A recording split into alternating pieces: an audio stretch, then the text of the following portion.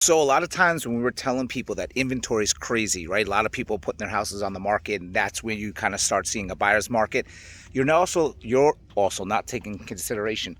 Look at all of this. This is Triple Creek. Look at all this land still. They have this just a new development in Triple Creek. Look at all of it, right? So you have to remember, it's not just the other homes that are for sale that you're competing with. It's all these lots. And when you see developments like this open up, they're really going to compete with you, because then people are going to say, well, why don't I just go buy a brand new house? They're offering me closing costs. It's brand new. I don't have to worry about this and that. And this is what you're going to start seeing again.